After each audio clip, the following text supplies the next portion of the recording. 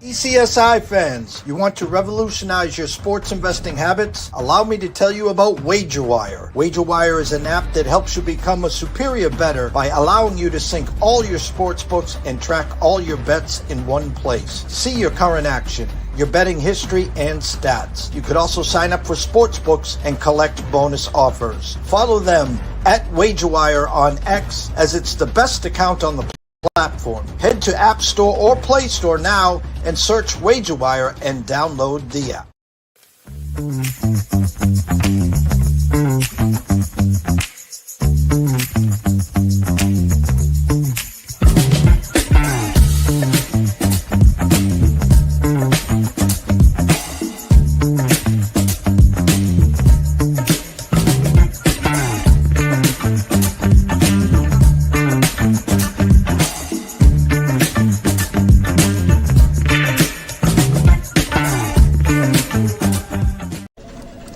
Jared, hey, we're gonna need you to tone it down with the Summer Friday thing, okay? What are you talking about? Well, for one, it's not summer anymore. Oh, really? Coconut.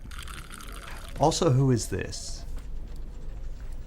I'm the caddy. Oh, he's my intern? Sorry, intern. I'm his intern.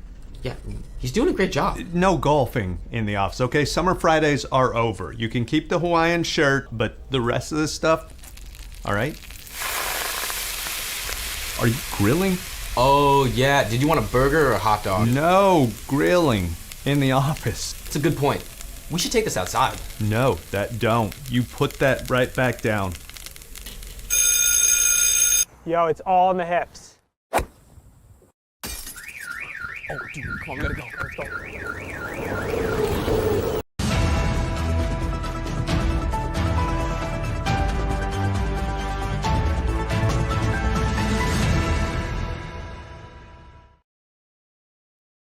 Good morning, sports fans from all around the globe. I am the host, Jeff Dawson, East Coast Sports Investors, and it is that time of the morning, of course, for the breakfast bankroll. It's Thursday. It's time for Mr. Paul Stone as we get ready for some big-time games. The last two big weekends, of course, of the NCAA 2024 season, where the landscape will be changed this weekend and next weekend. So everyone that puts all their cards into the Tuesday night show, relax. Everything's going to take care of itself. Trust us on that.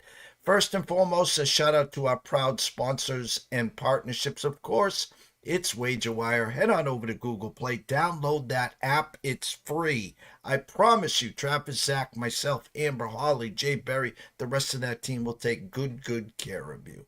Viva Tequila Seltzer. Shout out to CT Bet. Shout out to Austin. I met up with him yesterday in Plymouth. We're locked and loaded here back east on sunny, actually rainy Cape Cod today.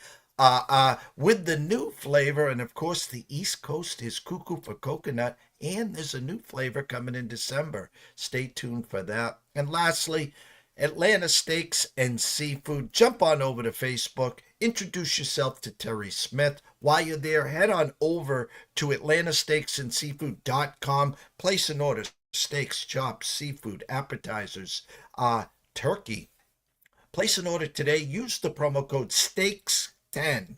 Steaks10, get 10% off your whole order. Order today, and you'll be grilling by Sunday. Without further ado, the one and only Mr. Paul Stone. Good morning, Jeff. How we doing? Another week of college football. Like you said, 2 full weekends to go. Great card this weekend. Looking so much forward to Indiana going to Columbus to play Ohio State, and then Army and Notre Dame with playoff implications at Yankee Stadium on Saturday night. So great, another great weekend of college football as we wind it all down.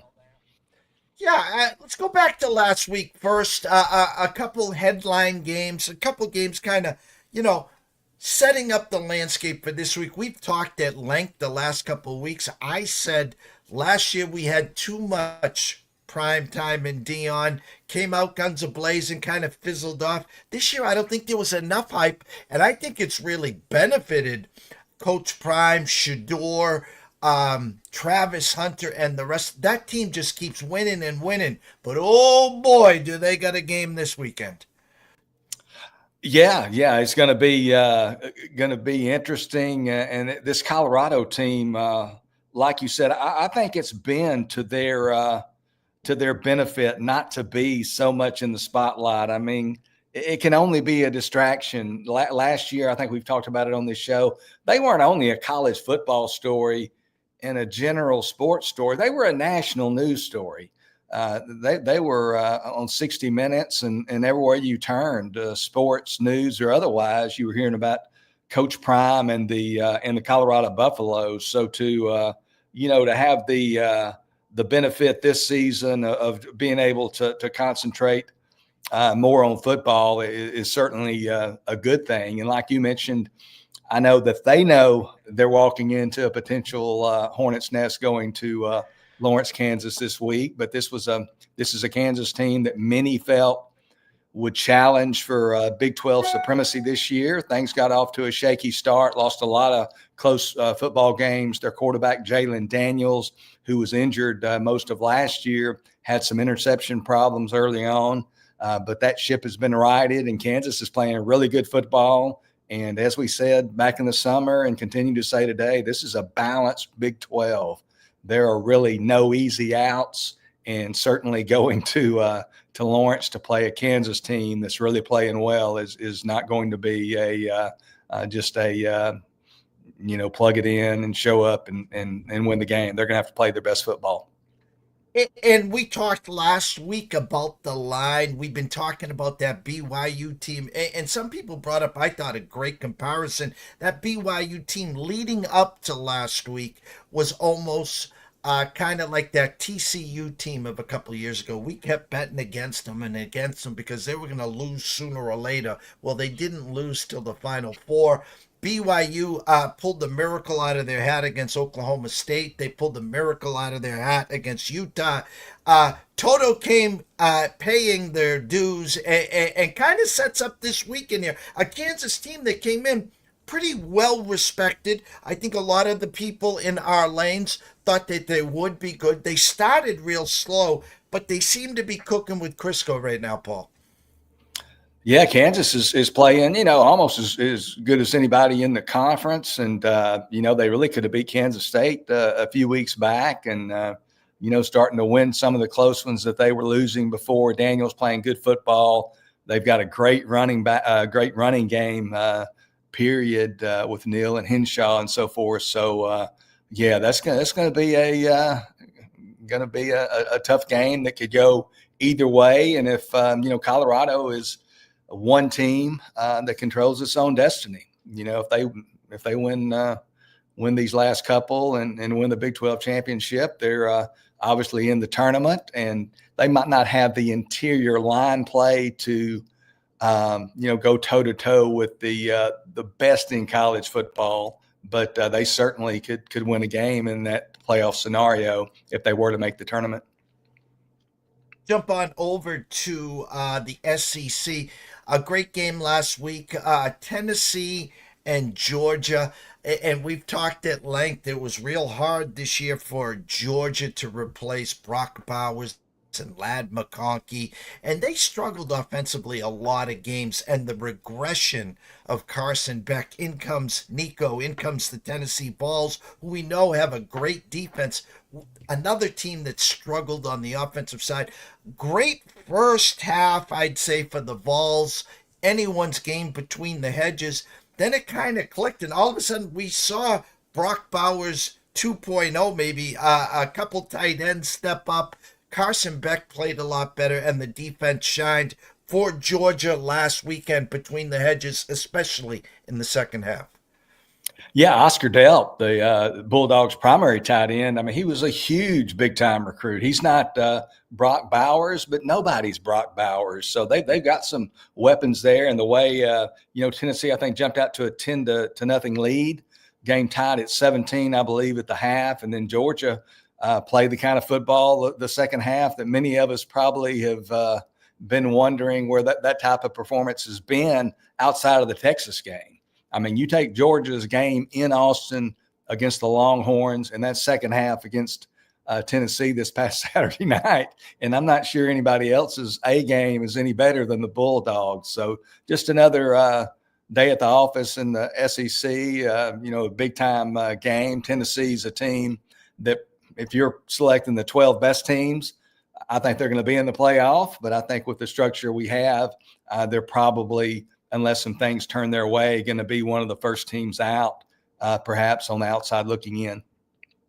Can you give us, from your eyes and your projections in front of you, can you give us a pulse or a temperature on the SEC? We know Texas, obviously, right there, which some people are going to try to crack the fact their strength of schedule and who have they played and who have they beaten. You got the Alabama team now rolling. Go Roll Tide. No pun intended. Jalen Milroe has been fantastic the last handful of weeks here. You just talked about Georgia. Mr. Dart, Mr. Lane Kiffin, and Ole Miss rolling. Give us a temperature and a feel of the SEC right now, Paul. Yeah, I think the SEC by far is the best conference in college football. I don't think there's any doubt about it in my mind. The committee, even though, like you said in your intro, there's a lot of football to be played these last 2 weeks, and then we have the conference championship games. So a lot of things are gonna come into focus more clearly than they are today. But the committee concerns me a little bit, the fact that they do have 4 Big Ten teams in the top 5. Nothing against the Big Ten, but the SEC is the best conference in the nation, and they're being penalized for playing one another, for the natural cannibalization, if you will, of teams that's going to happen. I mean, at the top, Ohio State, Oregon, Penn State, and to a lesser degree, Indiana, those are four good football teams, and 4 football teams that probably deserve to be, and 3 of those will certainly be in the playoff, and the 4th, Indiana, if they play well against Ohio State, and maybe even if they don't play well against Ohio State, will be in the playoff. But beyond that, there's not much meat on the bone in the Big Ten. You don't have that many losable games. In the SEC, Kentucky right now, as an example, is 1-6. They are in 15th place in the 16-team SEC. They lost to Georgia 13-12. They led Georgia at halftime. They led Tennessee at halftime on the road and only lost by 10. And, of course, they won at Ole Miss. That's the 15th place team in the SEC. It just means more. I shouldn't say that. That's their slogan, as we know. But it's just deeper. I'll paraphrase. It's just deeper. There's losable games every week. Vanderbilt, used to be going to Nashville or having the guys from Nashville coming to your place. That's kind of an off week. Everybody could exhale and catch their breath. And now Diego Pavia, he has that team believing and winning a game over Alabama and taking Texas to the final minutes and so forth. So there's just no easy outs in that conference. My power ratings right now, and my power ratings are not much different than like Jeff Sagarin and Phil Steele, probably 2 of the better known guys who do power ratings. Jeff Sagarin, first of all, got his undergraduate degree at MIT. But he got his postgraduate degree from the University of Indiana, and he's lived, and maybe still lives in Bloomington. I don't think he still lives in Bloomington, but he has lived there before. Phil Steele, a Midwest guy from the Cleveland area, I believe still lives there. And just like me, they have a high concentration of SEC teams in their top. One of them, I think, has 4 of the top 5 teams from the SEC. The other 4 of the top 6 teams from the SEC. My number 1 and number 2 teams in my power ratings, Alabama number 1, Ole Miss number 2. I will say, and this is no great disclosure, I think other people are seeing and understanding the same thing. This is a wide open year in college football. There is no great team or great teams, 1 or 2 teams that clearly stand out from the field. I mean, this is really a year where there's really going to be probably when we start this 12-team playoff, whoever the teams are, there's going to be 5 or 6 teams, maybe even 7 that really have a legitimate chance that you say, if things went right, they could win, 4 games or whatever, and they could win this thing. So it's a wide open season. There's a lot more parity and tightness between the first and the eighth team, say, than there has been historically at this time of the year.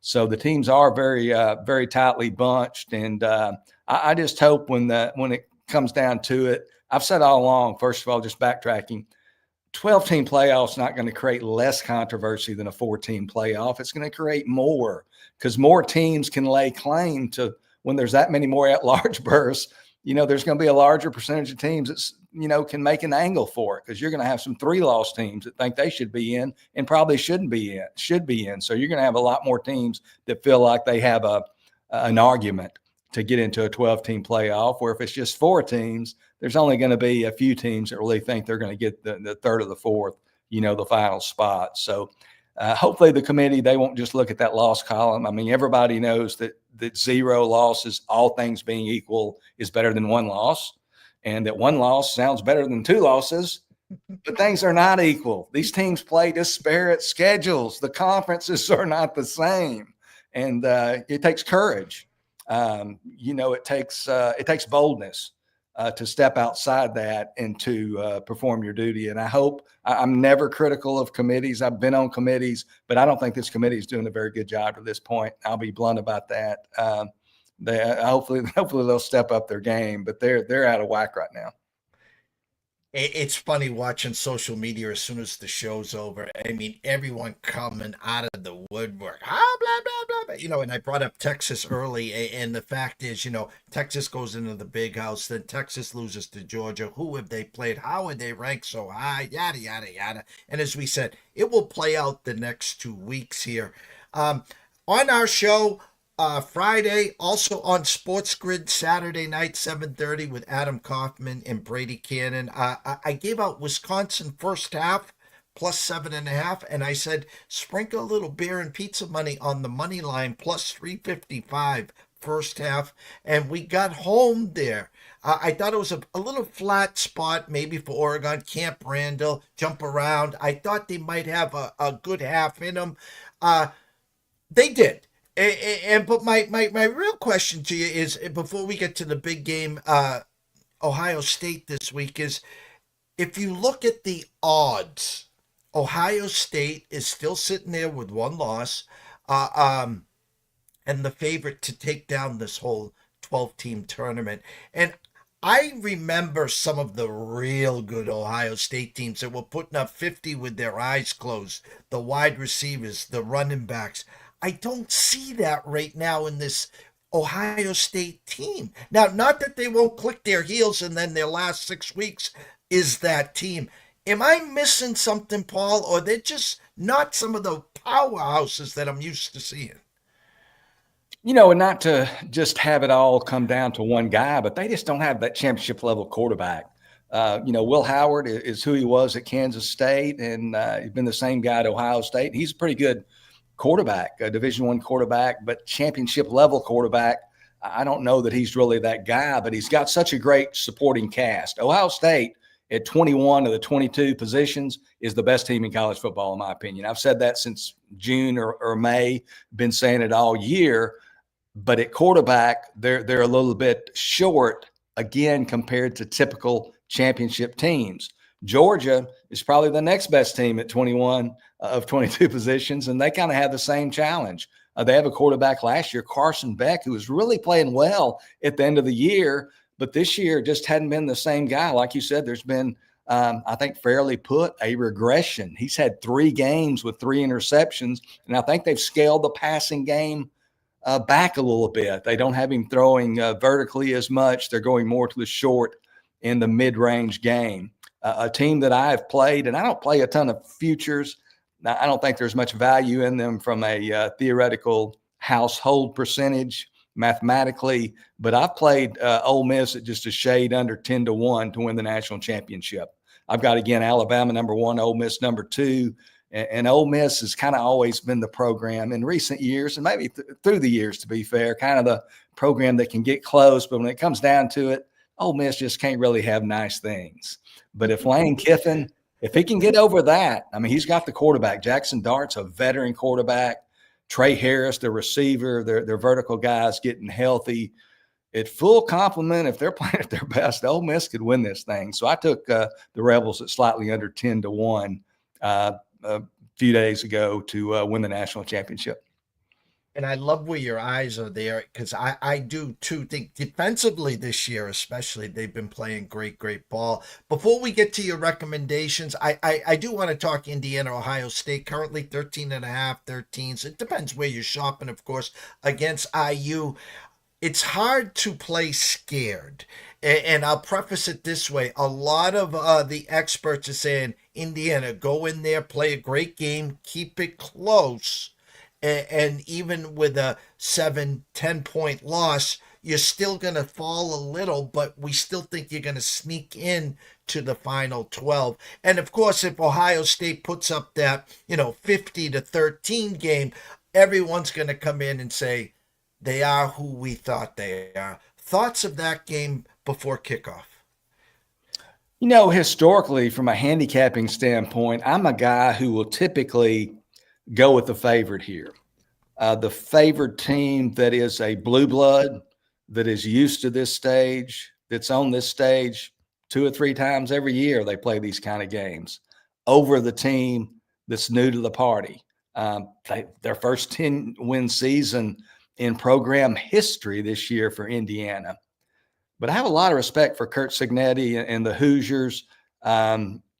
They're playing, they've done what they could do against that schedule. They only beat Michigan by 5 at home, but they still won the game. In their other games, they have been dominant.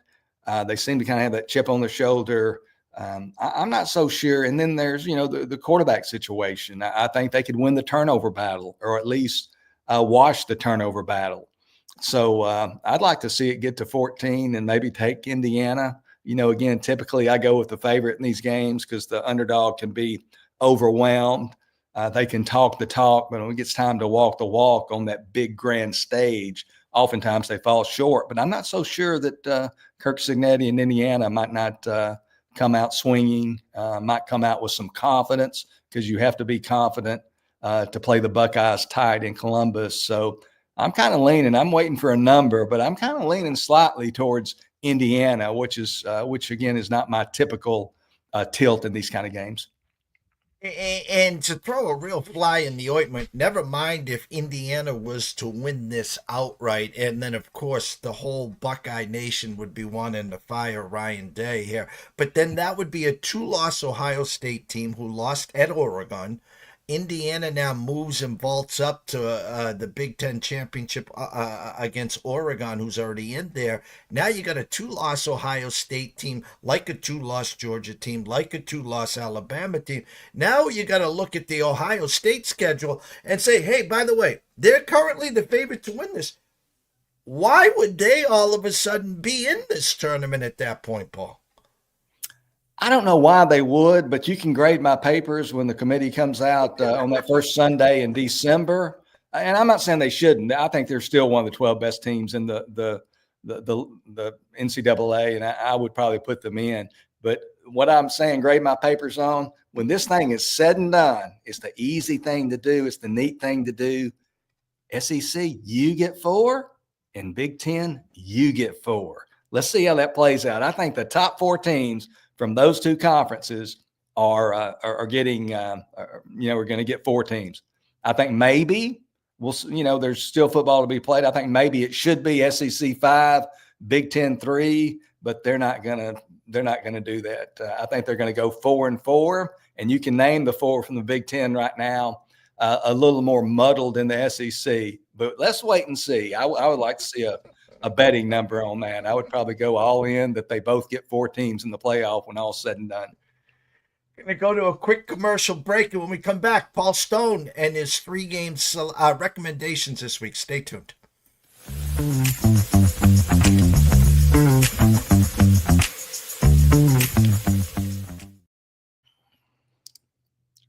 Paul, the end zone is yours. All right, we're going to go with 3 selections here. We're going to start in Morgantown, West Virginia.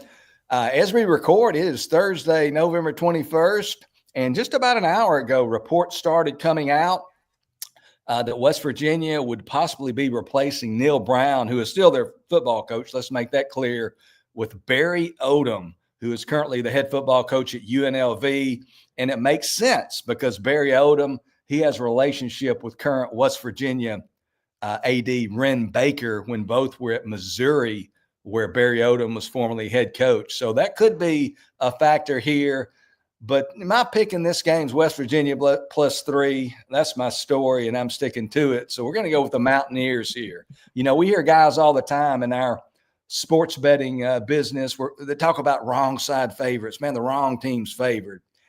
And I think oftentimes that term's overused. I think these guys probably and gals don't understand power ratings, strength of schedule, and some of the other factors that go into engineering a point spread. So at the risk of sounding like one of those guys, I'm going to do the same thing. I think the wrong team's favored here. I actually made West Virginia -2.5. This game opened as a pick Sunday at Market Making Circus Sportsbook in downtown Las Vegas. A lot of money shown on UCF. UCF now pretty much universally -3 over West Virginia. And I like West Virginia for several reasons. You know, first of all, this is a Central Florida team that started out a very promising 3-0. Things were looking good. I really thought Central Florida, that was one of my surprise teams in the Big 12 this year, and it just hadn't come to fruition as the Knights have lost their 6 of the last 7 games. So they're not on a good trajectory right now. They're also playing their third quarterback of the season. In college football, it's usually not a good thing when you're playing your third quarterback. So I'll just leave that there. Also, the weather, I don't think it's going to be to Central Florida's liking. Right now, the forecast there in Morgantown on Saturday calls for a high of only 46 degrees, winds up to perhaps 15 miles per hour, and a 60% chance of rain early in the day. So we'll see how that all pans out. Weather forecasts are fickle and can change rather quickly. But what's on tap right now, what's being forecast, is not exactly sunny Florida type of weather. So Central Florida might not like the environment there on Saturday. And then lastly, Central Florida is a road favorite. This has not been their preferred point spread role. Central Florida only 7-15 against the spread since 2019 as a road favorite. You look at West Virginia on the other sideline, they've lost their last 3 home games this season. They don't want to close the season with 4 straight home losses. That would be, very disappointing. They also need a victory, does West Virginia, to become bowl eligible. And then perhaps most importantly, their quarterback, Garrett Green, in recent weeks, he's been struggling with some injury issues. He's nearing full health, had a really good game last weekend in the loss there. But Green's playing better. He's healthier. He's a bulldog, a runner and a thrower. Give me West Virginia +3. We're going to go now down to Austin, Texas, where third ranked Texas in the playoff rankings anyway is going to be hosting Kentucky, who we've talked about a little bit. The Longhorns are 20.5-point favorites. So ever since it was announced a little over 3 years ago that Texas and Oklahoma would be making the move from the Big 12 to the Southeastern Conference, people in my state of Texas have been talking about the game. And this is not the game. Next week is the game when Texas and Texas A&M play for the first time since way back in 2011. But Kentucky, they've been at their best this year against the better teams on their schedule. They have played this year 3 top 7 teams, Georgia, Ole Miss, and Tennessee, and they have covered against all 3. So they've gotten the money all 3 times. I think we talked about it earlier, but as a 22.5-point home underdog to Georgia, they only lost by 1, got beat 13-12. 2 weeks later, traveled to Ole Miss and beat Ole Miss 20-17 as 15-point underdogs. And then almost 3 weeks ago, they lose at Tennessee after leading at the half, lose to the Volunteers 28-18 as 17.5-point underdogs. I'm not saying that Texas is looking past Kentucky, but it's human nature. It's part of the human condition to look ahead, to look into the future. I think Texas has one eye on College Station. I think Kentucky could be a fly in the ointment. Crazy things happen in college football. I'll take Kentucky plus 20.5. This could be a 4-quarter game. Army and Notre Dame. For many, college football is wild and wackier this season than ever before. I mean, it's been a crazy year. So to kind of underscore that, who would have thought that one team that lost to Northern Illinois would be playing a service academy 5 days before Thanksgiving, with both teams squarely in the hunt for a spot in the inaugural 12-team playoff. And they're not playing at either's home field, by the way. They're playing in a baseball stadium. They'll be playing at historic, the new Yankee Stadium, maybe not so new now, but still fairly new, Yankee Stadium there in Bronx on Saturday night. I mean, it is these kind of games are just so intriguing. I hope we never lose them as we move towards these super conferences and all this stuff. To have Notre Dame and Notre Dame and Army now playing with such high stakes this late in the year is just great for college football. It's easy and it's fair to be critical of Army's schedule. That schedule is 137th strength of schedule so far this year, according to Jeff Sagarin. The toughest team that Army has played to date, according to Sagarin, East Carolina, currently ranked 96th. So Army has played no one. No question about it. No other way to put it. Notre Dame, some people have been critical of their schedule. Not exactly a murderer's row by their traditional standards, but they still have victories this year away from home over Texas A&M, Georgia Tech, and Navy, plus a home victory over Louisville. So that's far more than anything Army can offer in terms of notable victories. I love Service Academy football. I mean, that's probably what I love most about college football. These guys still being able to compete at this level, to still have a shot. And Bryson Daly, Army's quarterback, probably my favorite from a fan standpoint, my favorite player in all of college football. He's a quarterback with a linebacker's mentality, a true tough guy, carries it sometimes 30 times a game. He's actually from Abernathy, Texas, a West Texas outpost just a stone throws north of Lubbock. So really love me some Bryson Daly, love me some Army football. But with the stakes so high, Army's not going to catch Notre Dame napping. Sometimes in the past, the service academies, especially with their offense that's so unique and difficult to prepare for and defend because you never face it, sometimes they can catch the bigger guys like Notre Dame napping a little bit, and they can win a game now and again or be really competitive. But in this case, Notre Dame's going to come with their full attention, with their total collective team psyche, as I like to say.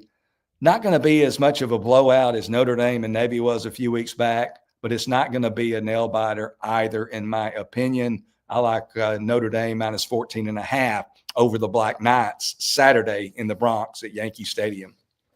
Quick shout out to Richard Poplis in Connecticut, and congrats to Gino last night, and the number one all-time winning head coach of the UConn women's Huskies, and Ron Mamalevsky, good friend and colleague watching the show. He'll be here at 5:00 with us. Says spot on, Paul. His power rankings has West Virginia minus 2.5. So he loves where your eyes are there. And quickly, you brought up the peek ahead with Texas, and I think the stench of the week is Texas A&M at Auburn. So it's going to be kind of real interesting to see if both teams are peaking and have flat games and forget about this week's games before they get to next week's matchup.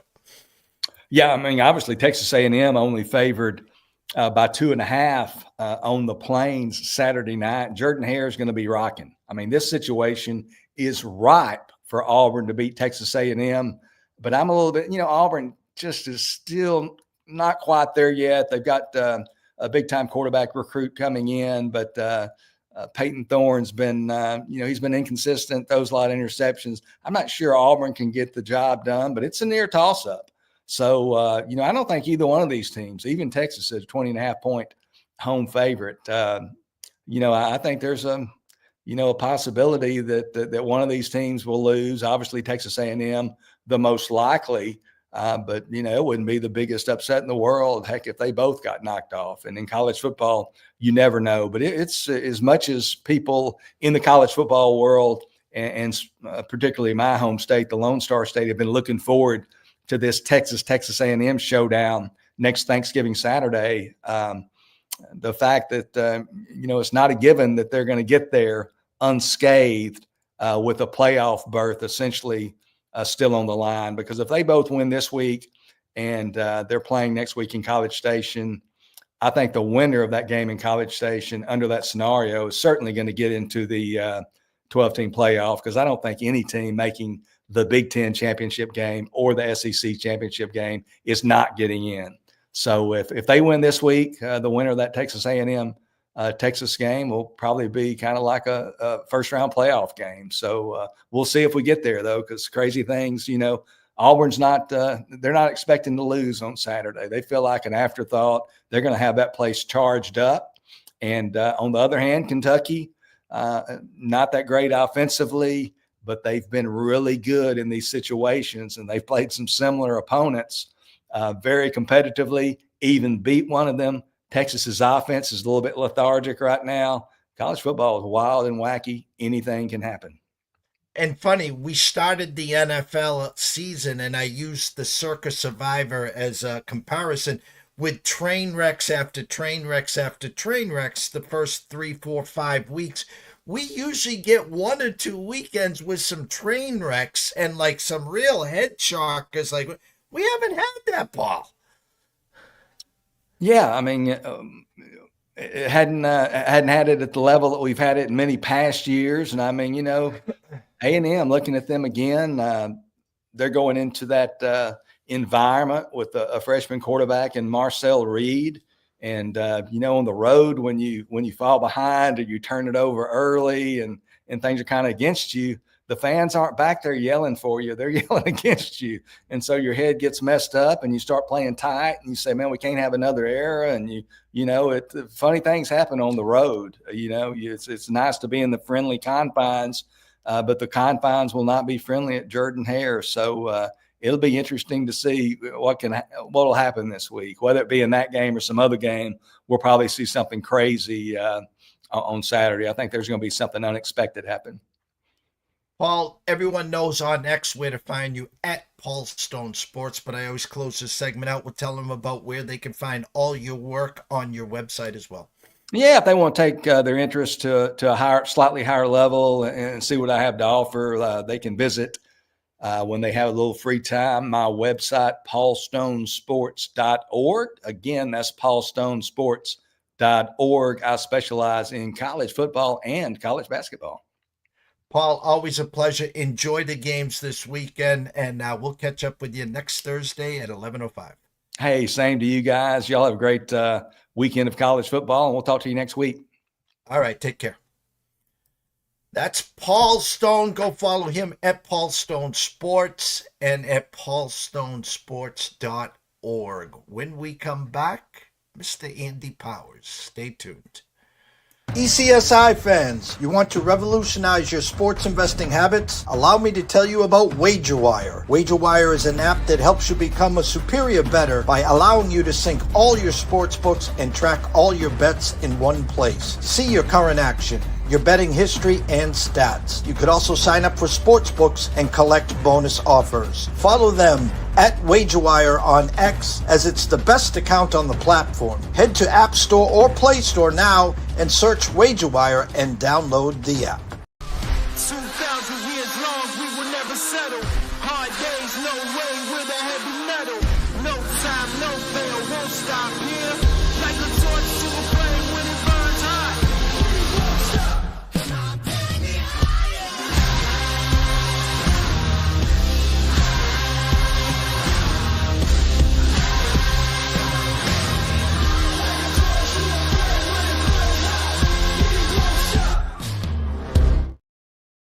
The next gentleman up, good friend, good colleague, and I want to thank Mr. Anthony Pepe for connecting us. He does a lot of work with Hockey East and the BC Hockey Eagles, who Great team again this year. I was actually talking to someone about them yesterday and how good they are, how good some of the other teams are in the Hockey East. But then they brought up the Blue Bloods, and we were talking about last year, Denver, et cetera, et cetera, et cetera. But I think we got something else to talk about because we were setting everyone up for this for the last 6 weeks or so. But let's bring him on to talk about it. The one and only Mr. Andy Powers.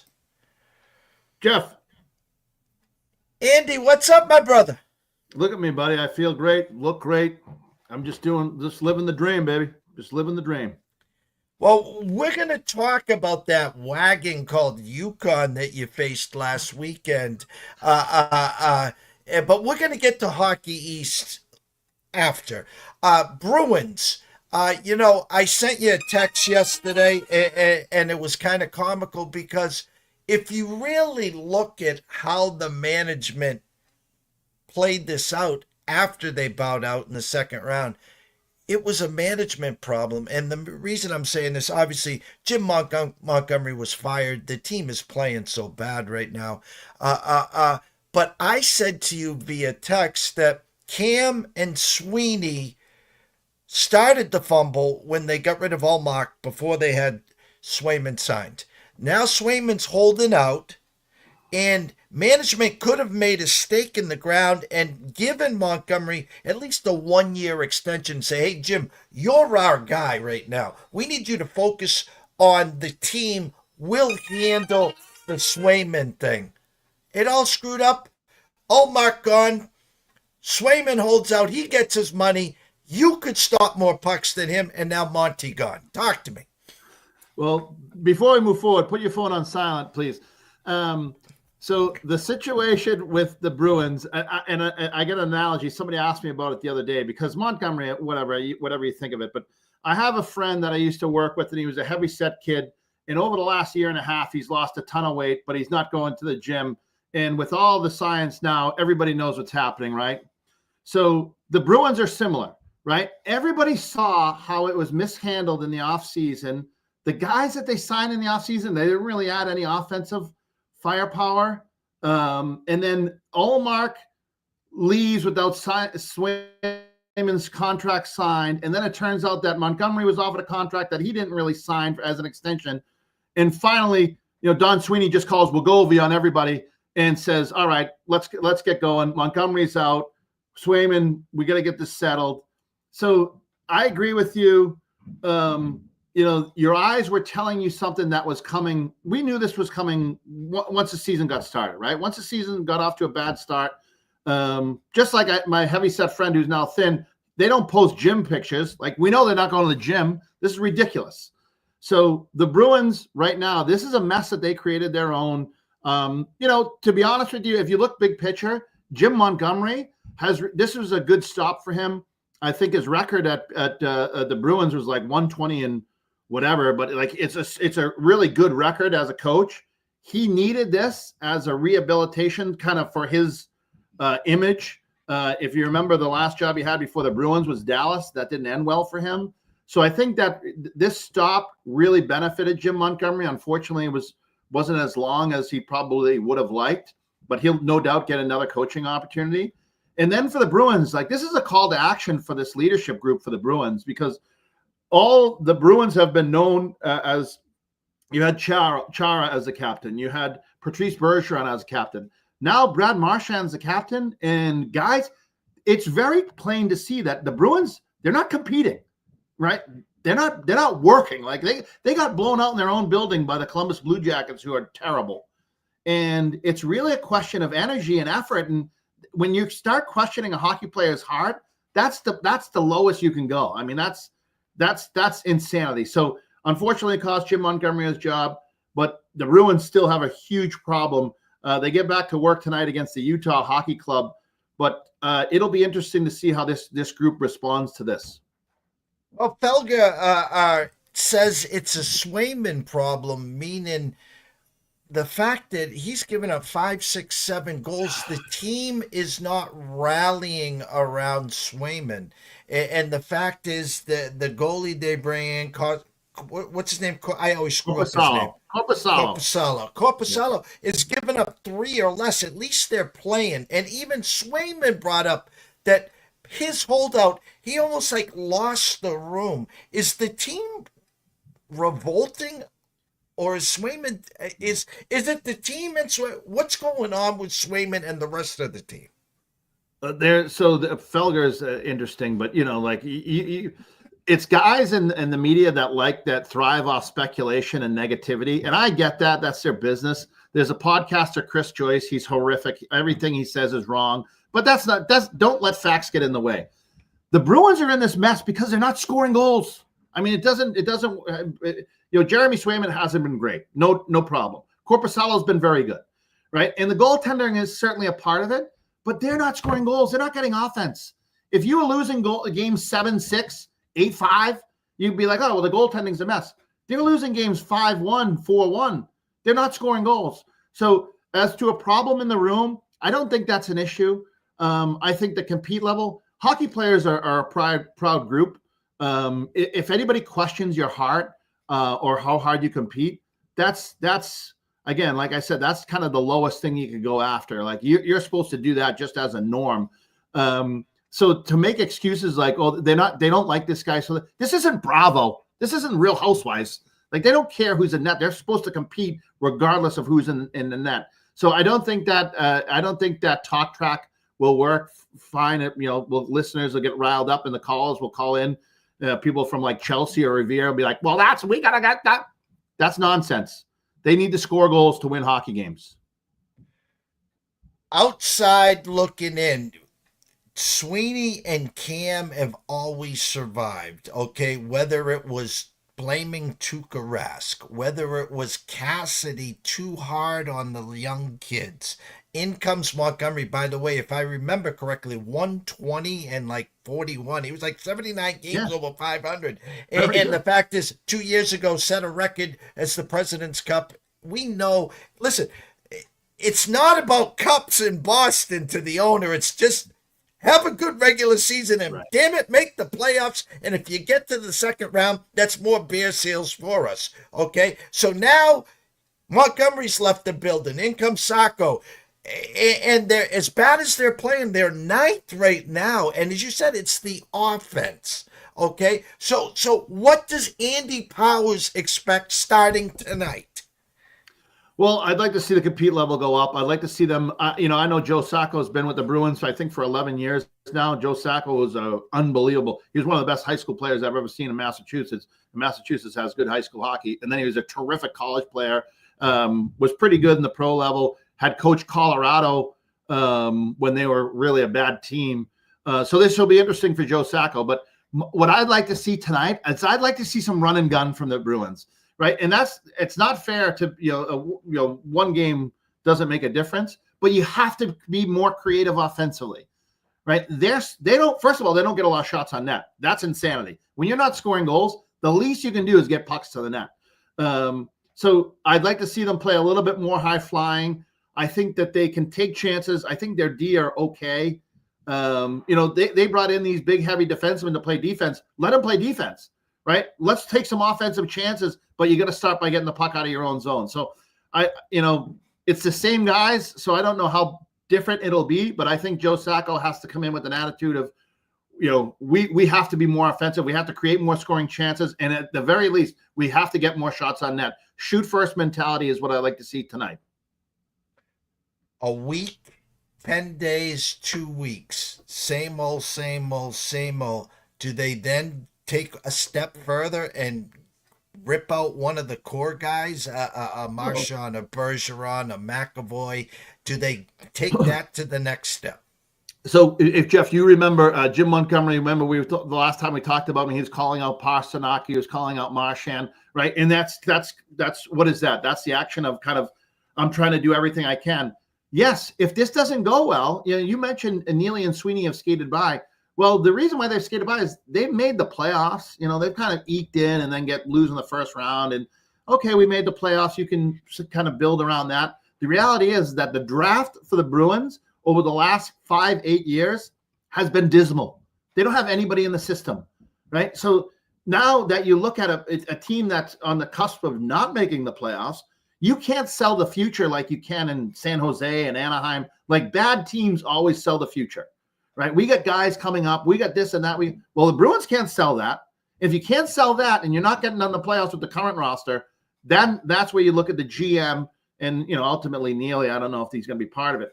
But to your question, yes, Don Sweeney right now, if things don't go well, he's the next guy on the chopping block. So then his job has become, let's see if we can trade Marchand and bring in somebody else. Like, that's just it's the actions of a desperate man, and it's desperate times. If they don't turn it around in short order here, if they get to the end of the calendar year and they're still muddling around below 500, and then that becomes desperation mode to see what I can do. Because Don Sweeney, if you're the GM, it's playoffs or bust, right? You're the next head on the chopping block, so you better get to work.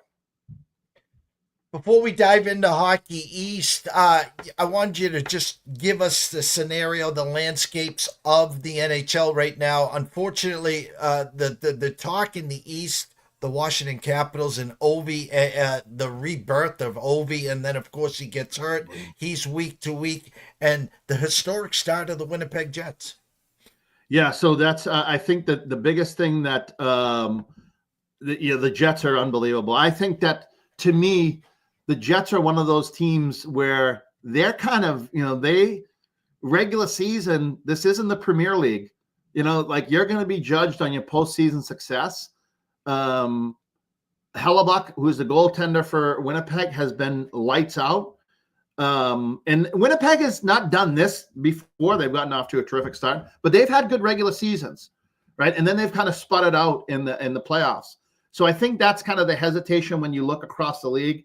A lot of people, if Colorado was doing this, if Edmonton was doing this, you'd look and be like, all right, well, they have to be the favorite. With Winnipeg having this historic start, I think people there's always that hesitation, because you've seen Winnipeg have really good regular seasons in the past, and then they haven't had postseason success. So Winnipeg needs to prove everybody wrong in the postseason, just like Carolina in the East. I mean, Carolina's off to a pretty good start, but they haven't had postseason success, so they're going to look to it. I think if the landscape you look as a whole, I think, the common thing is the bottom teams are the bottom teams, which, Montreal is brutal.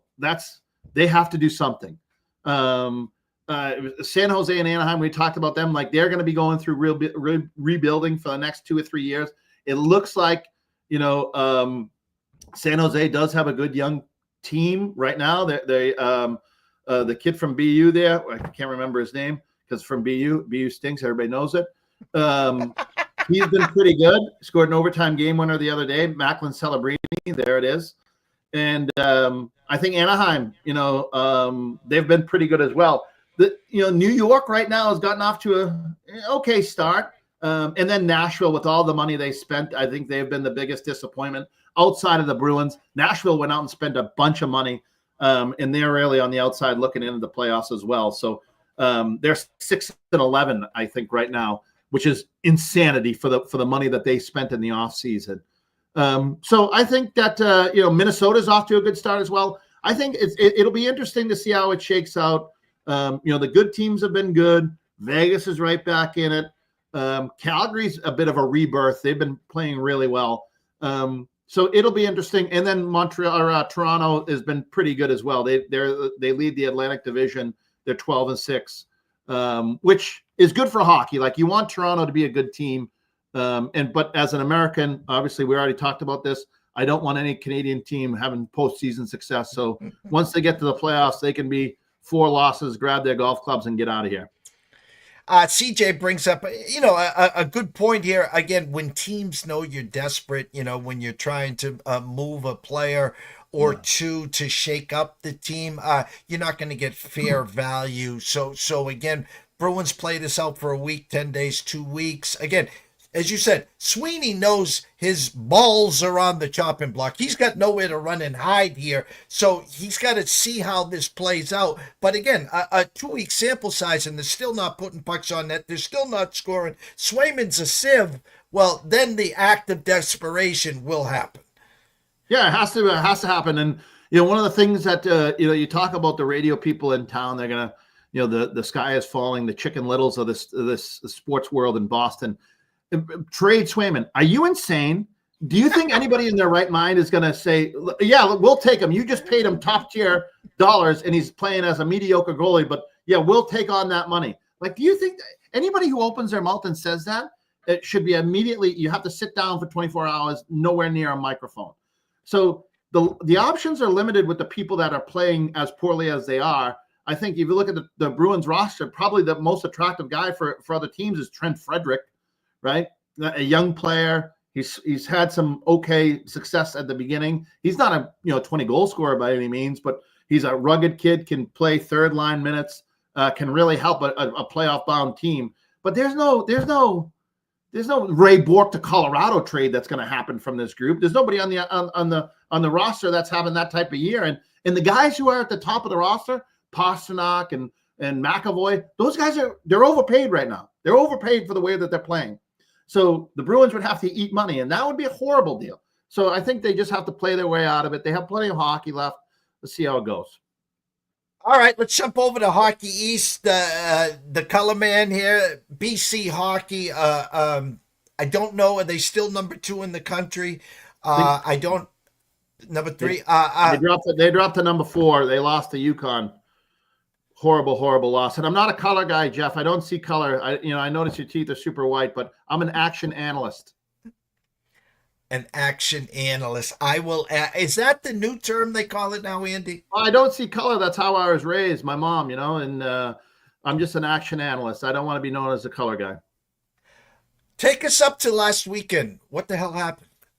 So BC is terrific, by the way. They're college hockey, for anybody that hasn't watched it, I think, in my opinion, it's more entertaining than the NHL. It's a faster product. The kids are unbelievably talented. Not to say that the NHL isn't. The NHL is the best hockey league in the world, but it's a very good product. So BC's gotten off to a really good start. If their history is they lost in the national championship to Denver last year. BC and Denver returned a lot of their guys, not all of them, but a lot. So everybody really thinks that BC and Denver are going to meet again in the national championship game. And Boston College has had a really, really tough schedule at the beginning of the season. They played number 3 Michigan State the first weekend. They were able to go out there and split. They've played Western Michigan, who's a really good team, beat them. They played Maine, which is one of the other top teams in Hockey East, swept them. So BC got off to a great start. And just like all young teams, learning teams, they went on the road and they played a team in Connecticut, University of Connecticut, that's not gotten off to a great start. They were just swept by Merrimack, which is not a great team. And the kids that age, what happens? You look at the thing, you're like, well, they're not good. We are good. This will be easy. And BC didn't show up, and they lost. Plain and simple. And unfortunately, during the loss, their goalie was suspended for throwing an unbelievable right cross. Probably the best punch of the weekend. The Tyson Jake Paul fight was horrific. So the best punch of the weekend came from the goaltender at Boston College, which obviously you can't do that in college hockey. He was suspended for the next game, which BC won at Providence, but they did have a letdown. They lost the game they shouldn't have lost, and hopefully it's a wake-up call moving forward. How's the landscape of the Hockey East? BU, I know we don't talk BU here, but BU, you talked about Maine. How's the Providence? How's the Big East looking? The Hockey East, excuse me. Big East was a great league. I remember that league. Hockey East is looking pretty good. I think it's looking deep. I mean, BU stinks. Everybody knows it. They've had a struggle to get going, but they're going to be there in the end. Maine's very good. The good teams have been good.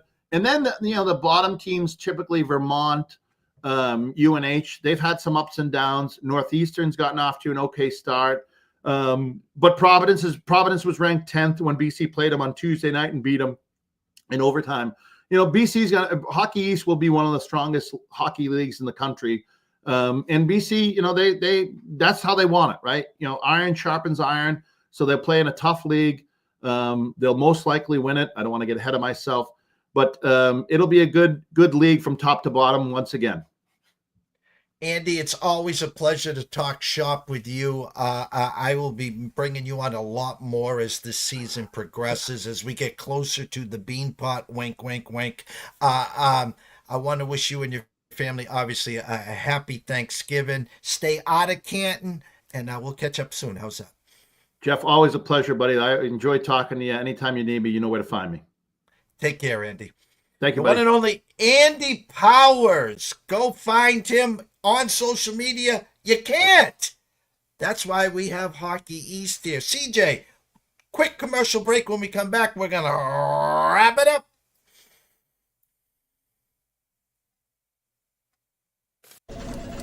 Jared, hey, we're going to need you to tone it down with the Summer Friday thing, okay? What are you talking about? Well, for one, it's not summer anymore. Oh, really? Coconut. Also, who is this? I'm the caddy. Oh, he's my intern. Sorry, intern. I'm his intern. Yeah, he's doing a great job. No golfing in the office, okay? Summer Fridays are over. You can keep the Hawaiian shirt, but the rest of the stuff, all right? Are you grilling? Oh, yeah. Did you want a burger or a hot dog? No, grilling in the office. It's a good point. We should take this outside. No, that don't. You put that right back down. Yo, it's all in the hips. Oh, dude, come on, we gotta go. Let's go.